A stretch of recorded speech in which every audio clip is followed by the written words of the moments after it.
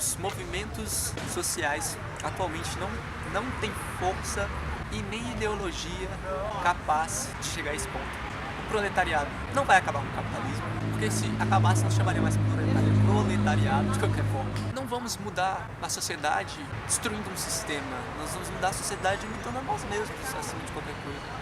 Usar o mesmo cabedal teórico, por exemplo, de Marx, né, na sociedade do século XIX, séculos XVIII para XIX, para a realidade atual, é, digamos assim, uma grande forçação de barra. Hoje as sociedades elas são muito mais complexas, com um nível de pluralidade muito maior. As disputas entre os vários grupos de poder, essas disputas elas são muito mais difusas do que aconteceu em outros momentos históricos. Pega o caso do Brasil. Nós nem podemos falar de uma coesão no mundo do trabalho. O mundo do trabalho é super dividido. No caso do Brasil especificamente, desde a consolidação das leis do trabalho, ainda na época de Getúlio Vargas, mas posteriormente a isso, como se estruturaram os sindicatos no Brasil, né? Isso é objeto de vários estudos. Chamados sindicatos pelegos aí no duplo sentido, ou estão coligados com o governo, ou estão coligados com os empresários. Então, primeiro que não há uma unidade na classe dos trabalhadores, mesmo as classes mais conservadoras, por exemplo, a classe média, não há unidade em relação à classe média. Existe uma classe média liberal democrática mais progressista, existe uma classe média liberal conservadora, existe uma classe média que beira o fascismo. A gente pensar naquelas estruturas de que grupos de base da sociedade, eles têm a capacidade, né, de se articular para a tomada de poder, eu digo que nem é utopia, né? Porque utopia é uma coisa que é uma utopos, é uma possibilidade distante, mas é uma possibilidade. Eu diria que isso nem no campo das possibilidades é possível.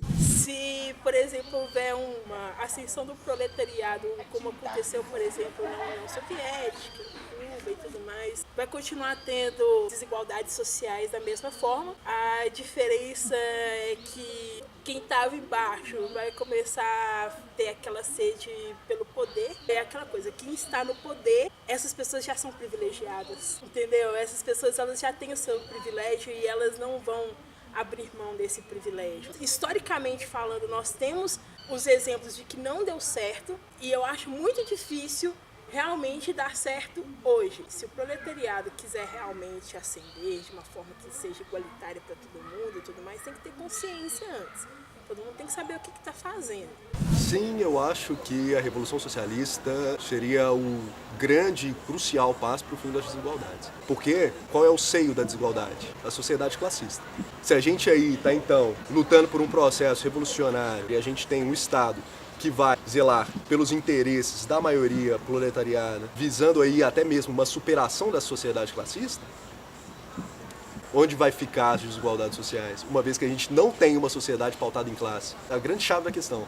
E essa riqueza que é socialmente produzida passa a ser socialmente distribuída, onde vai fomentar cada vez mais as desigualdades sociais. Onde que isso vai ser fomentado?